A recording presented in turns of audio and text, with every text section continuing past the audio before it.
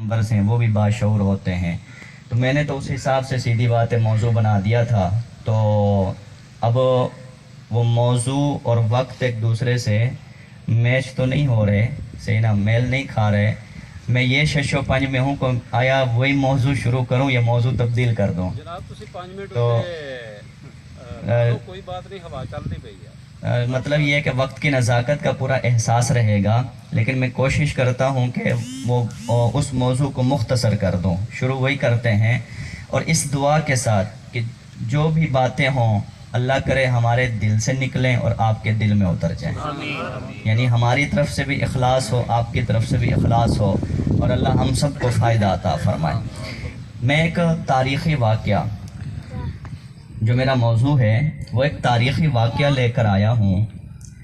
تو میرا جو موضوع کا مقصد ہے وہ صرف واقعہ نہیں بیان کرنا، بلکہ اس واقعے کے اندر جو عبرت کی باتیں ہوں گی، اس واقعے میں موجود جو عبرت کی باتیں ہوں گی، جو نصیحت کی باتیں ہوں گی، ان کے اوپر غور کرنا، یہ مقصد بنے گا۔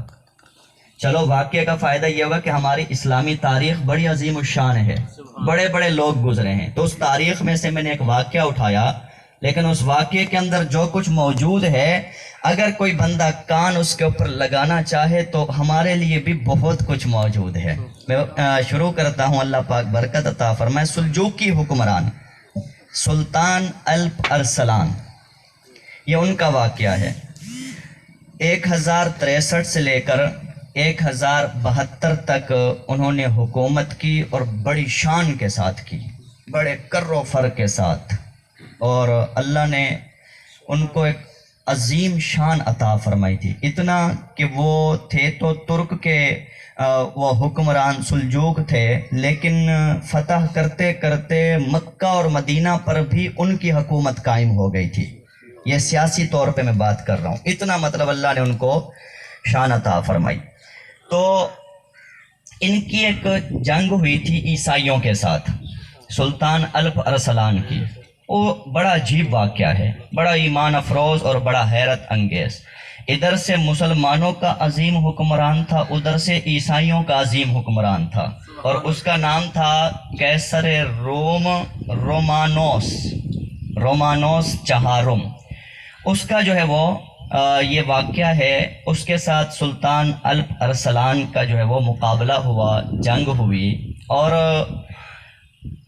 قیصر روم نے جو لشکر تیار کیا تھا، علامہ ابن جوزی، وہ بہت بڑے محدث اور بہت بڑے امام اور بہت بڑے تاریخ نگار ہیں، انہوں نے اس کی تفصیل یہ بیان کی کہ اس لشکر میں جو فوجی تھے 3 لاکھ فوجی تھے، عیسائی مسلمانوں کے ساتھ لڑنے آ رہے تھے، اور یہ قسم کھا کے آئے تھے، وہ جو صلاح الدین ایوبی نے ہمیں مارا تھا ہم بدلہ لینے جا رہے ہیں۔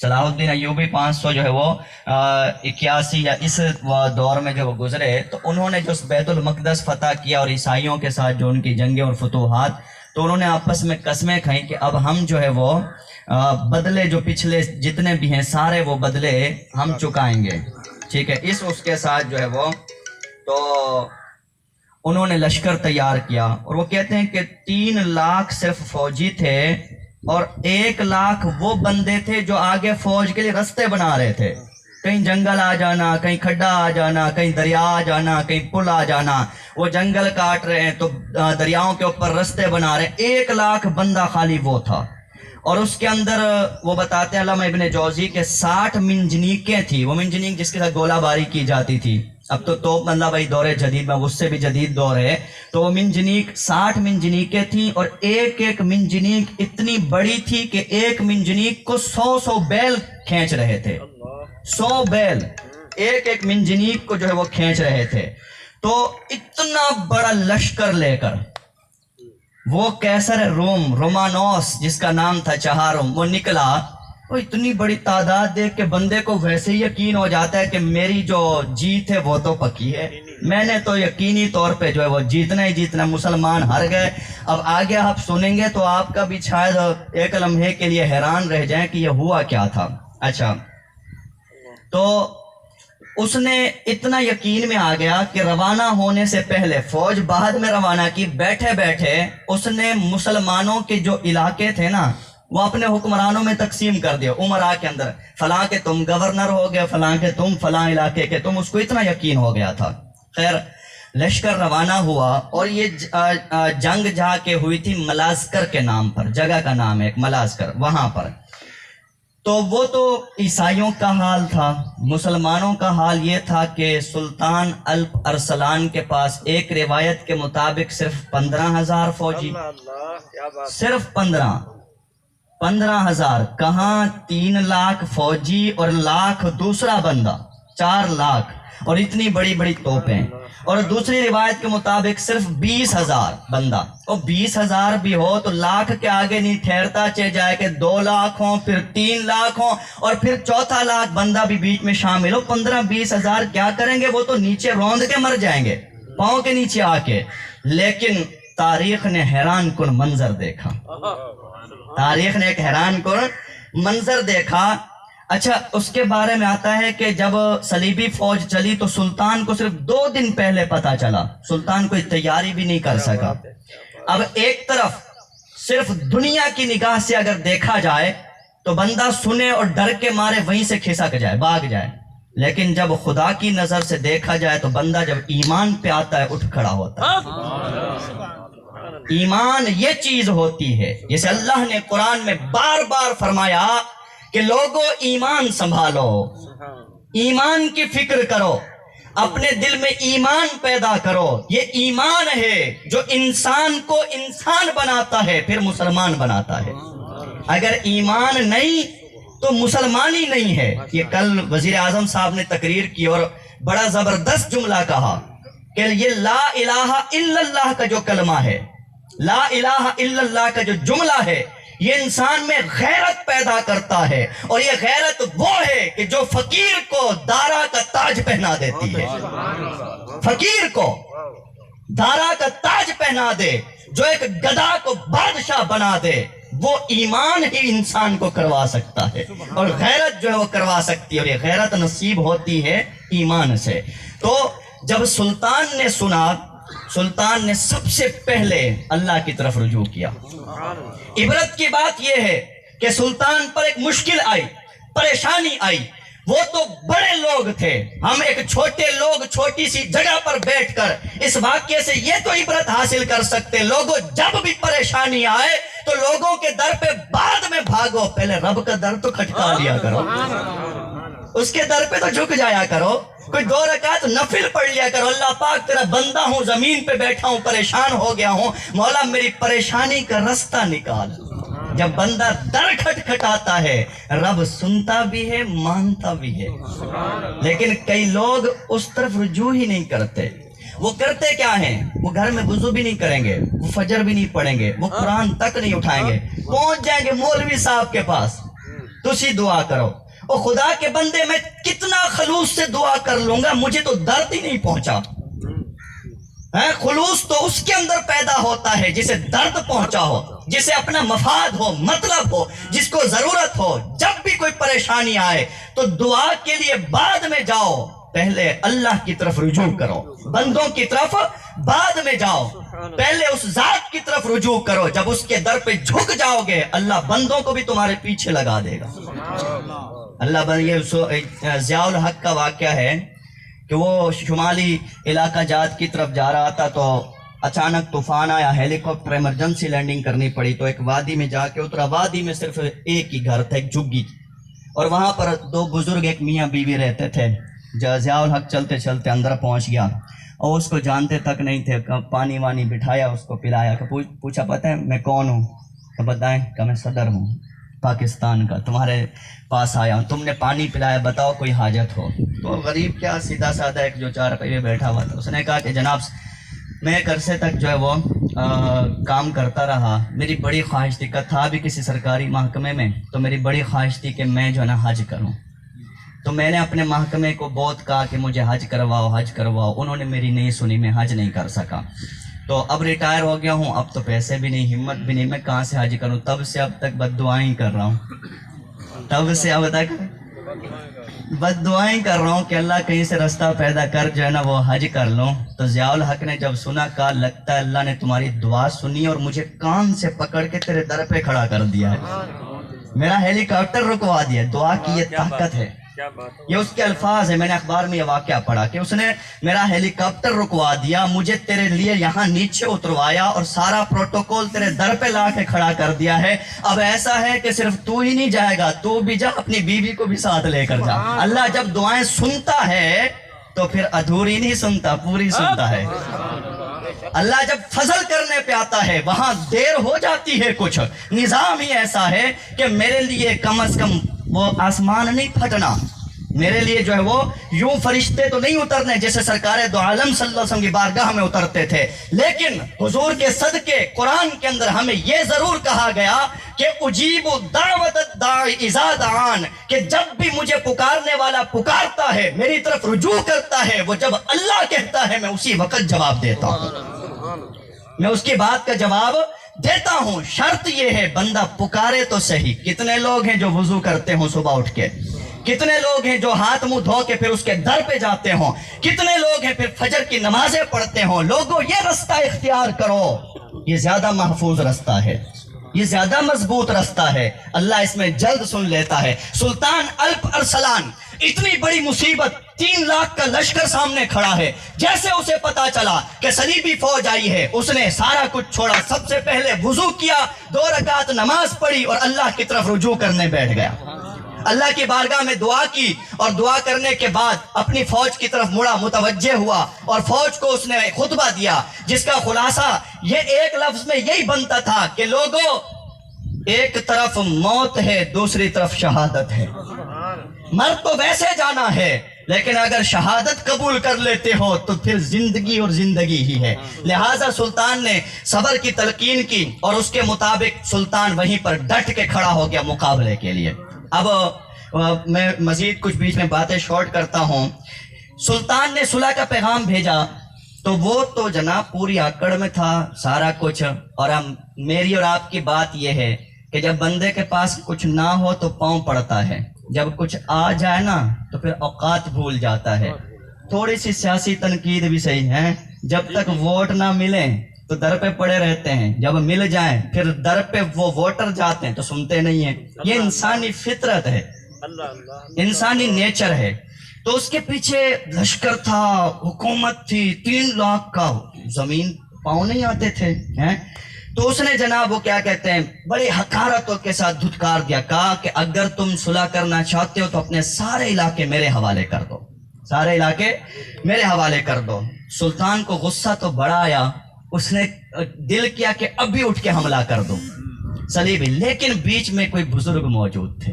लोगों, बुजुर्गों की बरकत होती है, मैं इशारे करता जा रहा हूँ, ठीक है, मैं डिटेल में नहीं जाना चाहता, बुजुर्गों की बरकत होती है। बीच में कोई बुजुर्ग मौजूद थे, उन्होंने कहा कि सुल्तान थोड़ा सब्र कर लो, एक रमजान है, ऊपर से कल जुमा है, एक रमजान है, ऊपर से कल जुमा है, आप एक दिन सब्र कर लो, ऐसा करो कल जुमा पढ़ लो, जुम्मे के बाद हमला करना। क्यों? इसलिए कि जुम्मे वाले दिन कई ऐसे मुसलमान होते जो आलम इस्लाम के लिए दुआ कर रहे होते हैं, शायद किसी की दुआ आपके हक में कबूल हो जाए और अल्लाह आपको फतह अता फरमा दे। हैं? ये ईमान था हमारा, ये वो रूहानियत है जो हमें नजर तो नहीं आती, लेकिन कुरान ने इस पे ईमान का हुक्म दिया है। नजर नहीं आती लेकिन ईमान का हुक्म दिया है, और जिसे ये ईमान का रुतबा मिल जाए वो अल्लाह से मनवा भी लेता है, अल्लाह ताला कबूल भी फरमाता है। तो सुल्तान ने इस बात को, इस मशवरे को कबूल किया। अगले दिन रमजान का जुमा, वो जुमा पढ़ा और जुमे के बाद सुल्तान ने जो है वो हमला कर दिया।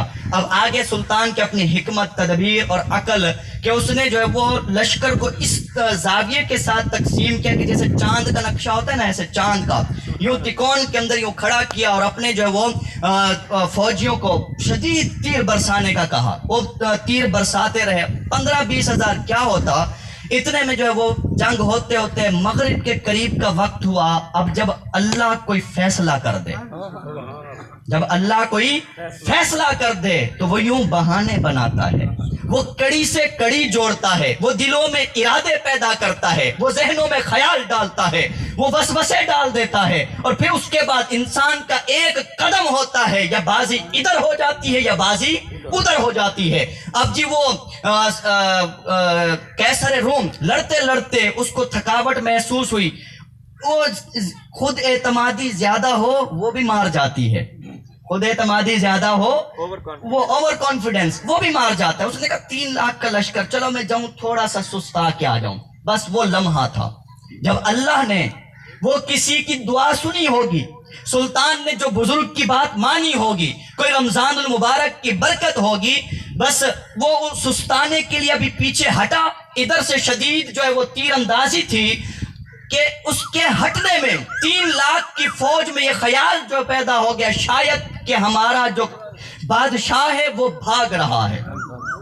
بس اتنی سی بات تھی، اتنا سا بہانہ تھا، ٹائٹینک بنا اور اتنا مضبوط بنا دیا کہ جی دعویٰ کر بیٹھے اسے تو مسلمانوں کا خدا بھی نہیں ڈبو سکتا، صرف ایک ٹھوکر نے 2 ٹوٹے کر دیا، ایک ٹھوکر میں۔ یہ نظام دنیا ہے، یہ راز کی باتیں ہیں جس کو سمجھ میں آئے۔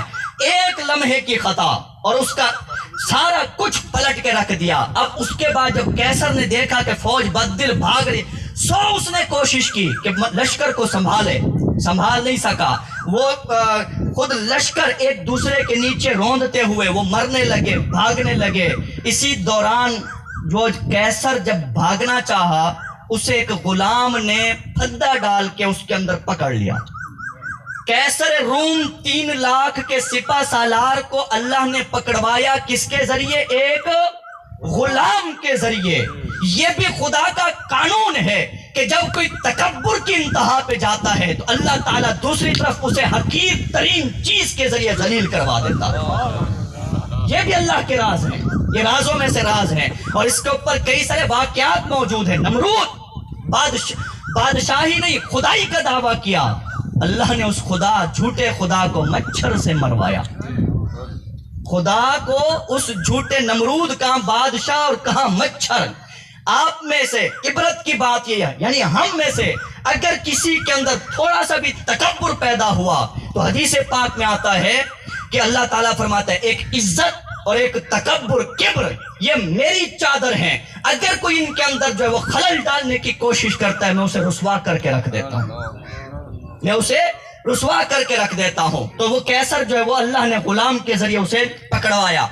تو جب قیصر پکڑا گیا، سلطان کے سامنے اسے پیش کیا گیا، تو قیصر اور سلطان کا جو ہے آپس میں مکالمہ ہوا۔ وہ مکالمہ میرا موضوع تھا، وہ جو مکالمہ تھا نا وہ موضوع ہے، وہ ہمارا دین ہے، وہ ہمارے لیے جو ہے وہ واعظ بنتا ہے، وہ نصیحت بنتی ہے۔ میں اسی لیے کہہ رہا تھا کہ وقت جو ہے نا کافی کم تھا۔ اب میں اس مکالمے کے اندر جو چند ایک کام کی باتیں جو بیان کر کے گفتگو آگے بڑھاؤں گا کہ جب قیصر جو ہے وہ سلطان کے سامنے پیش کیا گیا تو دنیا کے اندر جو نظارہ دنیا نے دیکھا کہ اتنی بڑی مملکت کا جو شہنشاہ تھا، وہ جب ایک لمحہ پہلے مسلمانوں کو مٹانے آیا تھا، ان کے ساتھ لڑنے آیا تھا، ان کو قتل کرنے آیا تھا، جب وہ پکڑا گیا تو آگے سلطان نے جو اس کے ساتھ سلوک کیا سننے والے دنگ رہ جاتے ہیں۔ جو شرافت کا، جو اخلاق کا آج تک دنیا وہ نمونہ بھی پیش نہیں کر سکتی۔ جو ہی قیصر ایک سلطنت کا بادشاہ سامنے آیا، سلطان اٹھا، 2 قدم آگے بڑھا، اس کو مصافحہ کیا اور خود لا کے اپنے برابر بٹھا دیا۔ ایک قیدی، ایک جان کا دشمن، اور اسے لا کے جب برابر بٹھایا تو سلطان نے جو ہے وہ اسے یقین دلایا کہ آپ کو جو ہے وہ تکلیف اور نقصان نہیں پہنچایا گیا۔ اب سلطان نے 7 دن فتح کا جشن منایا۔ 8ویں دن سلطان نے قیصر سے پوچھا، قیصر بتا تجھے مجھ سے کیا امید ہے؟ قیصر یہ باتیں اب یہ پورا یعنی پیک کا جو ہے وہ مضمون چل رہا ہے، میں پچھلی کئی باتیں چھوڑ بھی رہا ہوں، ابھی بھی چھوڑوں گا۔ کوشش یہ ہے بس 5-8 منٹ، مطلب 8-10 منٹ، 7-8 منٹ، جلد از جلد میں گفتگو سمیٹوں۔ اب قیصر سے سلطان نے پوچھا کہ بتا تجھے مجھ سے امید کیا ہے، توقع کیا ہے؟ قیصر نے 3 باتیں کہیں، اور وہ 3 باتیں ہمارے لیے نصیحت ہیں۔ اس نے پہلی بات کہی قیصر نے کہ اگر آپ ظالم ہیں، اگر آپ کے دل میں ظلم ہے تو آپ مجھے قتل کر دیں گے۔ قیصر نے کہا کہ اگر آپ ظالم ہیں تو آپ مجھے قتل کریں گے۔ لوگوں، عبرت کی بات یہ ہے کہ ظلم کا مطلب ہوتا ہے حد سے بڑھنا۔ اس کا مطلب یہ ہوا کہ معاشرے میں جو باتیں قتل تک پہنچتی ہیں، یہ قتل کی جرت وہ کر سکتا ہے جو بندہ ظالم ہو۔ لوگوں کے لیے تکلیف کا سامان وہ کر سکتا ہے جو بندہ ظالم ہو، جو بندہ بدمعاش ہو۔ لوگوں کی جو وہ حقوق وہ مار سکتا ہے کہ جس کا دل سخت ہو چکا ہو۔ اور ظالم کے لیے اللہ کی طرف سے پیغام یہ ہے کہ مصطفیٰ نے فرمایا کہ ان اللہ لیملی الظالم، اگر کوئی ظلم کے رستے پر چلتا ہے رب مہلت دیتا ہے، رب رسی ڈھیلی چھوڑتا ہے، وقت گزرتا رہتا ہے۔ اگر وہ سنبھلنا چاہے، کوئی توبہ کرنا چاہے، رب پردے رکھ لیتا ہے، رب معاف بھی کرتا ہے۔ لیکن ظلم کی مصیبت یہ ہے، ایک دفعہ ظلم کرو گے دل سخت ہوگا، پھر کرو گے پھر سخت ہوگا، یہاں تک کہ دل پتھر بن جاتا ہے۔ اور پتھر دل سے آنسو نہیں نکلا کرتے، پتھر سے جو آنسو نہیں نکلا کرتے، لیکن دنیا کے پتھر سے تو پھر پانی نکل آتا ہے۔ اگر انسان کا دل پتھر بن جائے تو قرآن نے کہا وہ اس سے بھی سخت ہو جاتا ہے، تو اس سے پھر توبہ کی توفیق نہیں ہوتی۔ تو اللہ نے فرمایا مصطفیٰ نے حتی اذا اخذہ، اگر کوئی شخص نہ پلٹا، ظلم سے باز نہ آیا اور رب کی پکڑ آ گئی، اس دوران رب کی پکڑ آ گئی، تو مصطفیٰ نے فرمایا کہ لم یفلت ہو، جب اللہ پکڑتا ہے پھر کمر توڑ کے رکھ دیتا ہے، پھر اس کے پر خچے اڑا کے رکھ دیتا ہے، پھر اسے مہلت نہیں دیتا، اسے برباد کر کے رکھ دیتا ہے، اسے برباد۔ تو یہ کوئی اگر ظلم کر لینا اور کہ میں نے حق کھا لیا ہے اور اب میں تو صحیح چل رہا ہوں، خوش نہ ہو، زیادہ دیر نہیں لگے گی، اور مظلوم بھی زیادہ دیر افسردہ نہ ہو، رب پکڑے گا۔ آنکھوں دیکھی بات ہے کہ وہ جانوروں کی خاطر جھوٹی قسم اٹھائی کچھ لوگوں نے، تو 6 مہینے تو وہ موجیں مارتے رہے، دیکھو جانور پچا گئے، ہم حق پر تھے، ہم یہ تھے وہ تھے، جھوٹا قرآن اٹھا لیا۔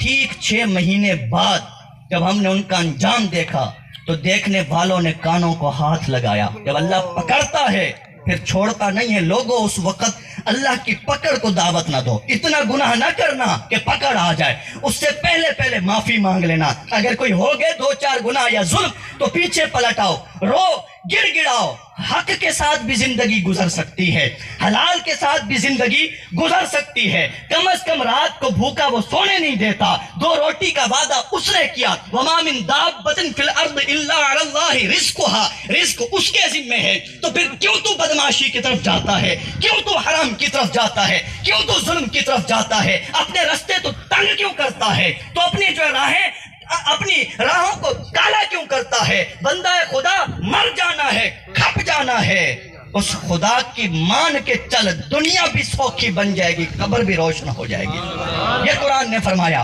اب اس کے بعد جو میں 3 آیتیں چھوڑ رہا ہوں اس موضوع کے اوپر کہ اللہ پاک فرماتا ہے، ایک صرف مفہوم بتا رہا ہوں کہ اللہ کسی جگہ ظالم بھی ہوں لیکن کچھ عالم بھی ہوں، ظالم بھی ہوں، حضرت یہ بات ہے ہمارے، ظالم بھی ہوں اور عالم بھی ہوں۔ اگر عالم اپنا فریضہ ادا کرتے رہیں، اگر عالم واعظ و نصیحت کرتے رہیں، اللہ نے یہ بھی فرمایا کہ کذالک اخذ ربک اذا اخذ القری وہی ظالمہ ان اخذہ علیم شدید۔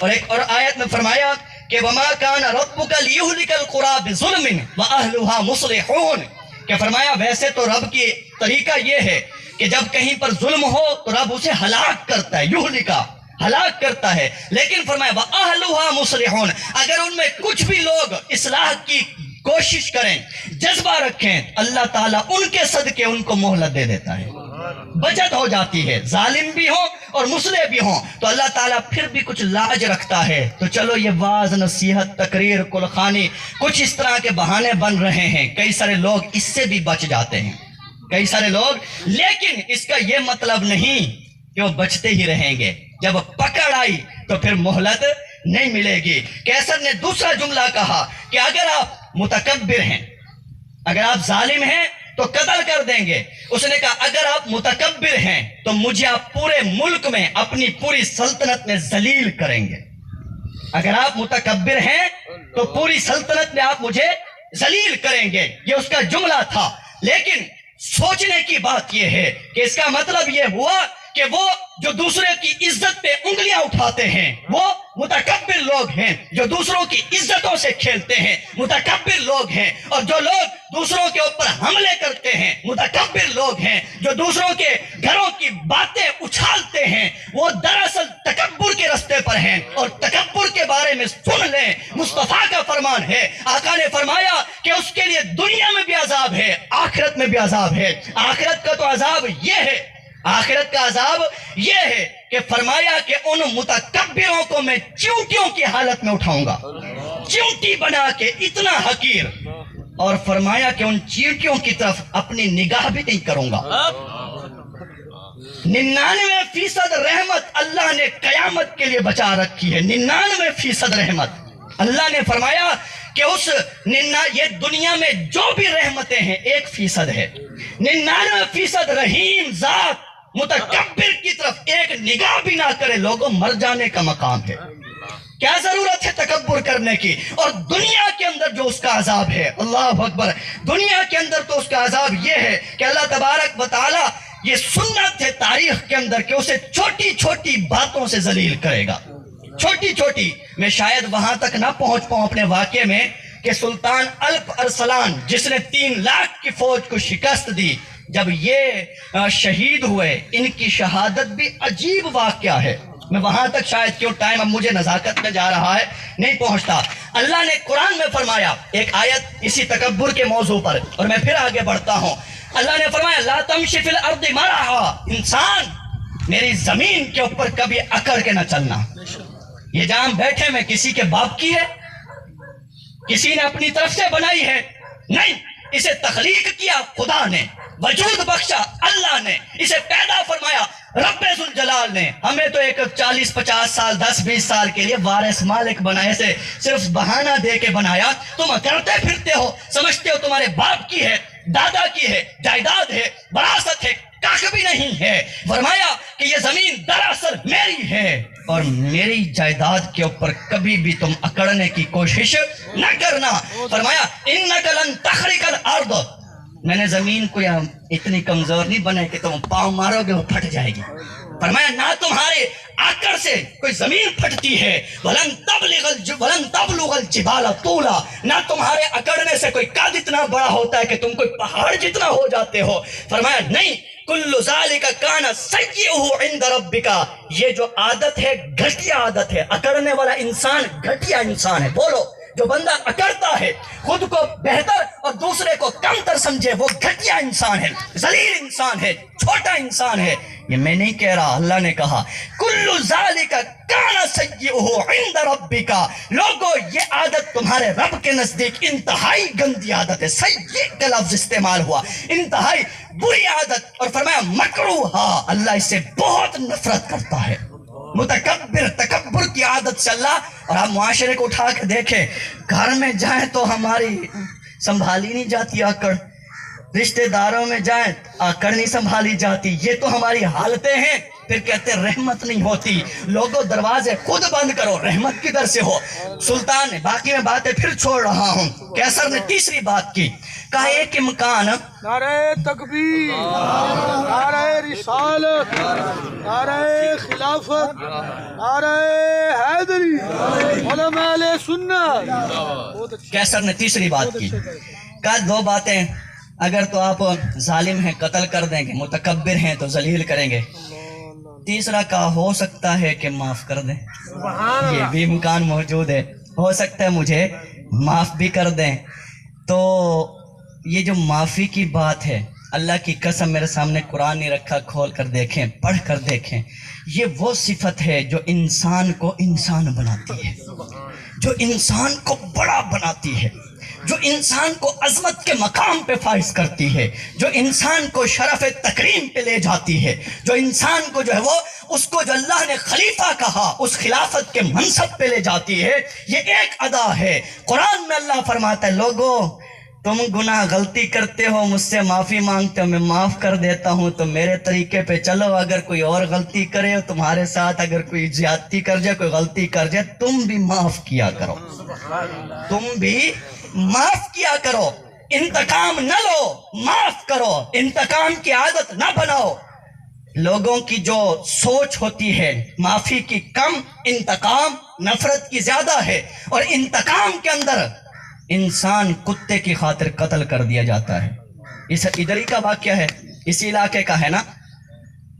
जब इंसान दीन से दूर हो जाए, कुरान से दूर हो जाए, जब उसके जहन में अल्लाह ना रहे, उसके दिल में रसूलुल्लाह ना रहे, उसके दिल में कुरान और ईमान ना रहे, तो फिर वो इतनी घटिया हरकतें करता है। फिर वो इंसान इस तरह गिर जाता है कि वो हैवान से भी बदतर हो जाता है। लेकिन अल्लाह ने इंसान को वो रुतबा दिया है कि अगर वो इंसान बन जाए फरिश्तों से भी अफजल हो जाता है। ये है हमारी तालीम। तो माफी का हुक्म, कहीं इंतकाम लेना भी पड़ जाता है, लेकिन जहां बहुत ज्यादा जरूरत हो लिया भी गया इंतकाम, लेकिन जितना मुमकिन हो माफ करने की, लोगों माफ करो। हमारी दीन की तालीम है। कुरान ने फरमाया कि वल काज़िमीन अल गैज़, मोमिन वो है जो गुस्सा पीता है, वल आफीन अनिन नास, और माफ करता है, लोगों को माफ करता है। कहीं फरमाया वलमन सबरा व गफरा। इसके ऊपर मैं डिटेल, इतना बड़ा मौजू है, सिर्फ इस पे तकरीर करता कई लोगों के दिल साफ हो जाते हैं। और ये कसम खा के कहता हूँ, हजरत साहब कुरान रखा होता, अगर मैं इस मौजू पे तकरीर करता, कई सारे लोग अपने घरों के झगड़े मिटाने के इरादा लेकर उठते। ये मेरा यकीन है कुरान पे। ये ऐसा मौजू है, कुरान कहता है लोगों माफ क्या करो छोटी छोटी गलतियों को। ये गांव देहात का जो है वो माहौल है। लोग, मैंने तो पानी नहीं पूछा, लोग किस बात पे रूठे हुए, चावल नहीं पूछे थे, और मैं आया था तो मुझे शादी पे दावत नहीं दी, अगला भूल गया हो, और 10-10 साल बोलते नहीं हैं। एक जुमला कह रहा हूं, लोगों कुछ तो शर्म करो। अल्लाह ने जिंदगी दी, फूल की तरह दी है, फूल बना के इसलिए दी है कि इससे खुशबू लेना सीखो, इसलिए नहीं दी कि नफरतों में गुजार दो। अल्लाह ने जिंदगी दी नफरत के लिए नहीं, इबादत के लिए दी है। अल्लाह ने जिंदगी इबादत के लिए दी, खुशी के लिए दी, सुलह के लिए दी, राजी नामे के लिए दी। उन अदाओं से जिनसे खुशबू मिले वो अपनाओ, ना कि वो हरकतें करो कि जिनसे बदबू आए। अल्लाह बदबू को पसंद नहीं करता। तो उसने कहा कि अगर आपके अंदर अगर बड़ापन हुआ, आप मुझे माफ भी कर सकते हैं। सुल्तान ने कहा कि अच्छा एक बात बताओ, अब मौजू में इख्तिताम की तरफ ले जा रहा हूं, एक बात मुझे ये बताओ कि अगर अब तो तुम हार चुके हो, शिकस्त खा गए, अगर तुम जीत जाते मेरे साथ तुम क्या करते? सुल्तान ने पूछा कि अगर तुम जीत जाते तो तुम मेरे साथ क्या करते? तो कैसर ने कहा कि मैं बद से बदतरीन सलूक करता। क्या कहा? मैं बद से बदतरीन सलूक करता। सुल्तान ने जवाब दिया, अच्छा इसका मतलब मुझे तो तुम्हारे जहनीत का पता चल गया कि तुम क्या हो, तुम मेरे साथ क्या सलूक करते हो, तो इसका मतलब फिर जब तुमने मेरे साथ सलूक करना था मैं भी तुम्हारे साथ वही सलूक करो, बराबरी हो। वहां कैसर ने एक जवाब दिया, मैं आपसे एक बात पूछ सकता हूं, आप में कोई है दिल वाला बंदा है, यानी दिल जिंदा दिल बंदा कोई हो, हाथ खड़ा करे, कोई हो अगर दिल वाला। चलो कोई समझदार बंदा है, सारे मैं क्या कहूँ ना समझ, सारे समझदार बैठे, हाथ खड़ा करें। नारे तकबीर। मैं इसलिए पूछ रहा हूँ कि जुमला बड़ा कीमती आ रहा है हज़रत, जुमला बड़ा कीमती आ रहा है, उसको जो है वो आप में तवज्जो आपकी चाह रहा हूँ। 2 मिनट ये सामान आ गया है, मैं 5 मिनट से ज्यादा नहीं लूंगा, बात खत्म हो गई है। 3 मिनट 4 मिनट बात खत्म, 5वां मिनट लग जाएगा, इससे ज्यादा नहीं लग रहा। लेकिन मेरी बात की कीमत तो जाने, मेरी मेहनत को तो आप समझे। मैं क्या कहना चाह रहा हूँ वो एक जुमले के अंदर आ रहा है कि जब सुल्तान ने ये कहा, अच्छा मैं तुम्हारी जहनियत तो जान गया, इसका मतलब तुम जो है वो मेरे साथ इंतहाई बुरा सलूक करते, अब मैं भी तुम्हारे साथ वही सलूक करूं। तो कैसर ने एक जुमला कहा, दुरूद पाक पढ़ें।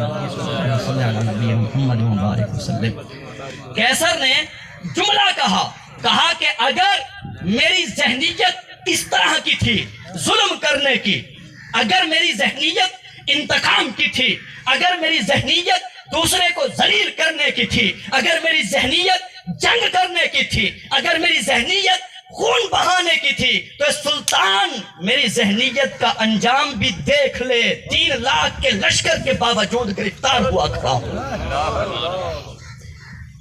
जहनियत ये थी तो अंजाम भी देख ले।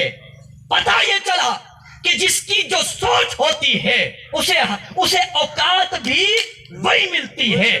اگر کسی کی سوچ گھٹیا تو معاشرے میں وہ گھٹیا بن کے رہے گا, معاشرے میں ذلیل ہو کر رہے گا, اسے عزت نہیں مل سکتی. بھلے پیسوں کی چکا چوند میں ہو, بھلے دولت میں ہو, بھلے بڑی گاڑیوں میں ہو, اسے عزت نہیں مل سکتی. کیوں؟